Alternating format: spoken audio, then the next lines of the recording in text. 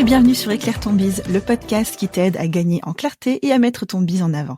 Je suis Vanessa, maman de jumelles et mentor business, et j'accompagne les entrepreneurs en manque de temps à jongler entre leur vie pro et perso sans bouffer leur vie de famille. Ici, on parle stratégie, communication, mindset, organisation, avec humour et bottage de fesses quand c'est nécessaire. Si tu sens aujourd'hui que tu es freiné ou que tu stagnes dans le développement de ton business sans comprendre l'origine du problème, arrête-toi, tu es au bon endroit. Hello et bienvenue sur Éclaire ton bise. Je suis très heureuse de vous accueillir cette semaine, comme toutes les semaines. Et cette semaine, on va parler identité de marque. Vous le savez, tout ce qui est personal branding, identité visuelle, vraiment tout ce qui fait le cœur de votre marque et l'essence visuelle de ce que vous représentez, pas que visuel d'ailleurs, on parle des valeurs, etc.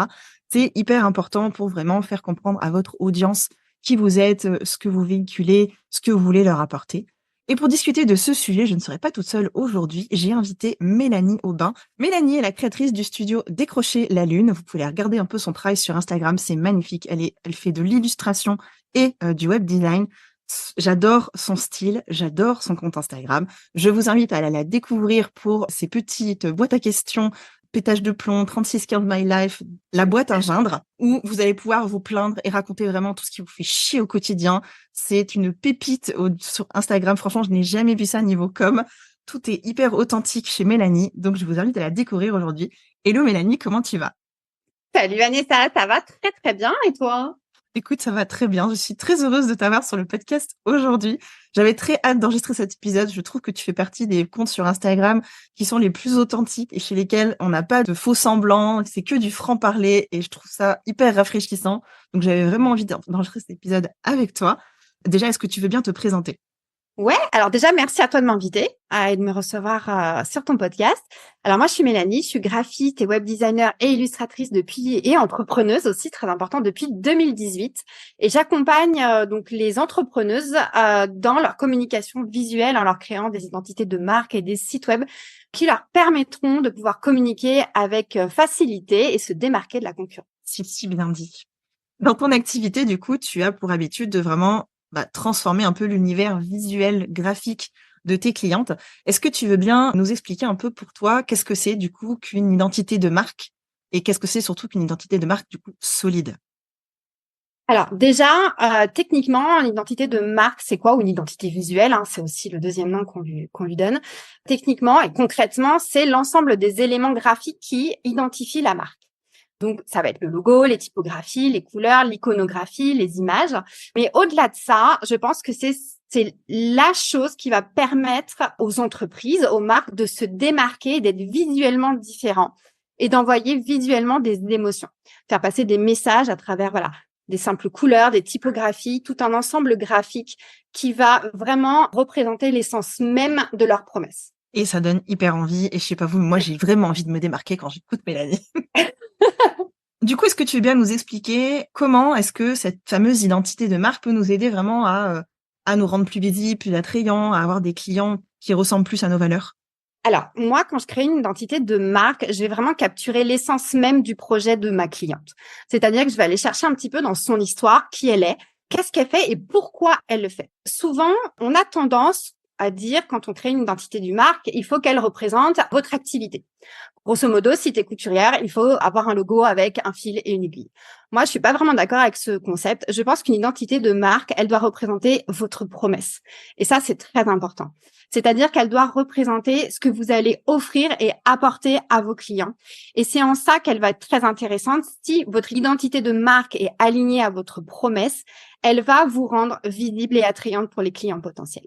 C'est tout un travail. C'est vraiment une sorte de communion entre tous ces éléments qui vont faire que naturellement, votre identité de marque va parler pour vous et pour votre promesse. Et ça, c'est trop bien parce que ça facilite vraiment le travail quand on a une identité visuelle qui montre vraiment qui on est déjà de base. Le contact est hyper facilité, je trouve, avec notre audience. C'est ça. Et puis, on va attirer les clients qui nous ressemblent, surtout. Ça, c'est trop bien. Ça, c'est trop bien. Est-ce qu'il y a des éléments incontournables dans une identité de marque réussie? Je pense que le côté émotionnel est très important. On ressort un petit peu d'une société aseptisée par le matraquage commercial et tout ça. Et je pense qu'aujourd'hui, les gens, les prospects surtout, ont besoin de ressentir et de vibrer. Et que pour moi, ce qui est incontournable dans une identité de marque, c'est vraiment le côté émotionnel. C'est tout ce qui est marketing émotionnel et authentique. C'est vraiment ça pour moi qui va vraiment faire qu'une identité de marque est réussie. Au-delà du fait qu'elle doit être composée d'un logo, de couleurs et tout ça. Voilà. Elle doit vraiment envoyer des émotions et faire ressentir. Tu nous as parlé un peu du coup du début de ton process de création visuelle. Comment est-ce que tu fais vraiment pour t'assurer que l'identité de marque que tu vas créer, du coup, t'es pas dans le cerveau de la personne vraiment? Comment tu t'assures de rester aligné avec ses valeurs, sa mission, vraiment, et faire passer du coup ses émotions? Alors tout ça, c'est un travail préparatoire avant la création, avec beaucoup d'échanges avec ma cliente. On va, voilà, comme je t'ai dit, hein, on va parler vraiment de son histoire, de son pourquoi. Qu'est-ce qu'elle a fait avant et pourquoi est-ce qu'elle en est venue à créer cette entreprise? Pourquoi est-ce qu'elle le fait? Et comment est-ce qu'elle se voit aussi la vision? Enfin, toi qui fais de la stratégie, hein, tu le sais, c'est très important aussi la vision. Donc, on parle de tout ça. On parle de l'avant, du pendant et du après. Et vraiment, on va aller chercher, donc vraiment le pourquoi est très important. On va aller chercher ce pourquoi pour vraiment rester aligné avec ce que la cliente souhaite transmettre comme message. Il y a évidemment le côté stratégique envers la cible qui est très important. Donc, on va étudier qui est cette cible-là. Alors, ce fameux client idéal, hein, évidemment. Alors, on en a un, mais on a aussi des cibles secondaires.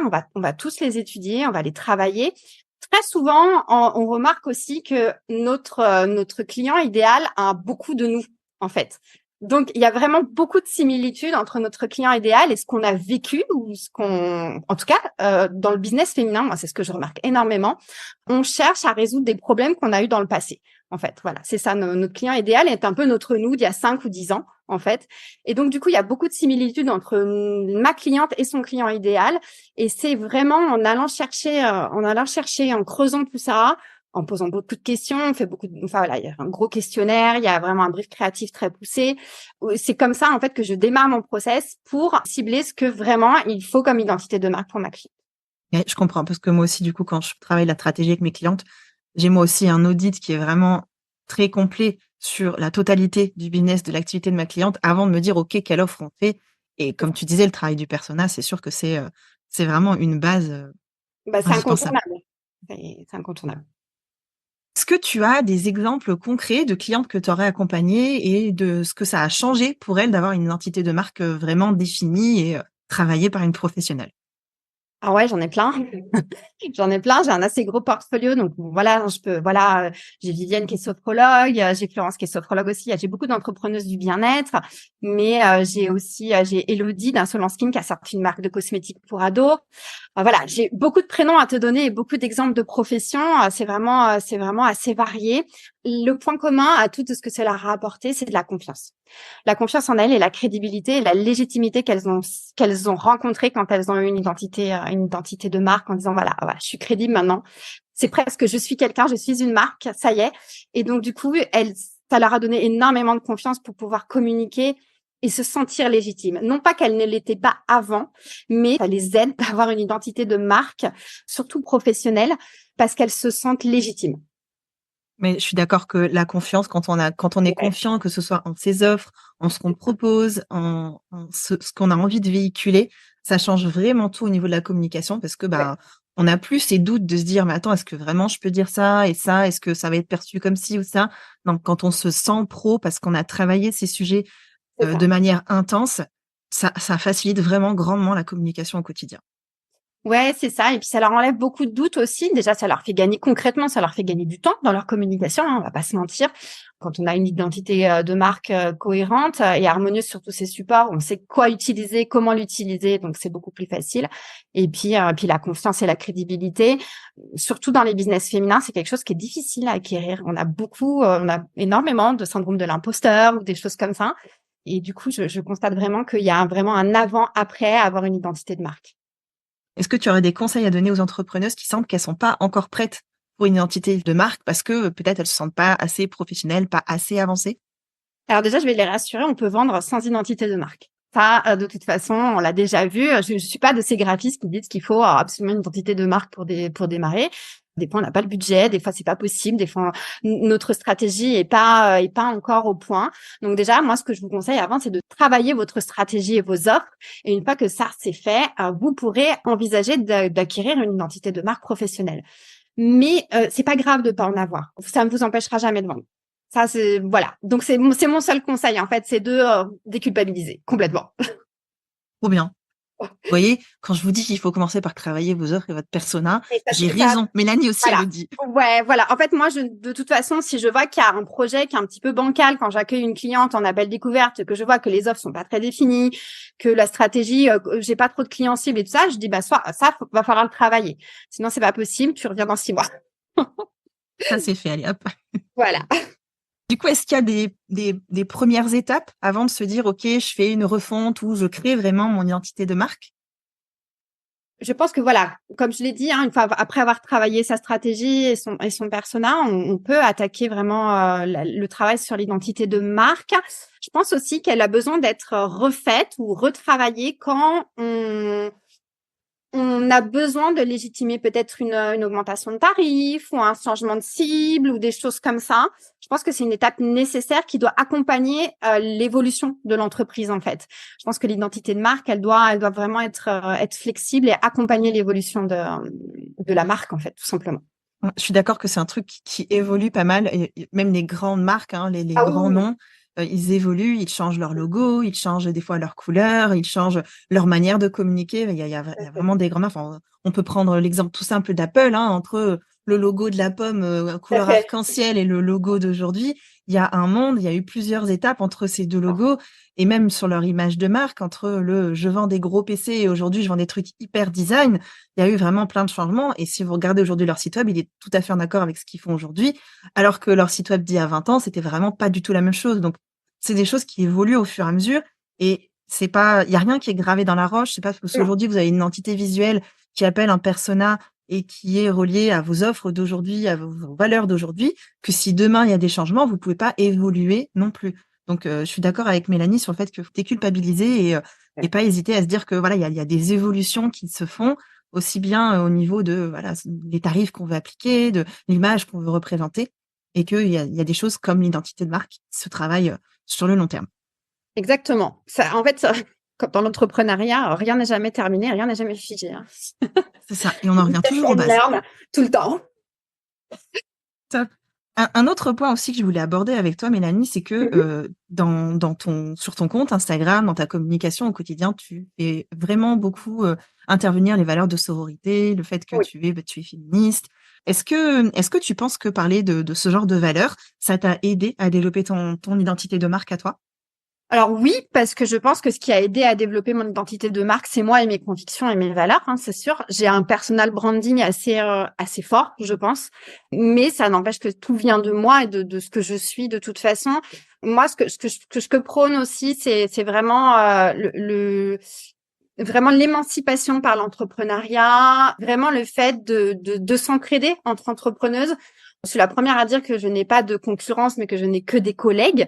Et pour moi, ça, c'est important. Et oui, je pense que cette transparence aussi et ces valeurs que j'affirme aussi et dont je n'ai pas honte en plus, que je ne tais pas, que je ne dis pas à demi-mot, m'ont aidé, oui, à développer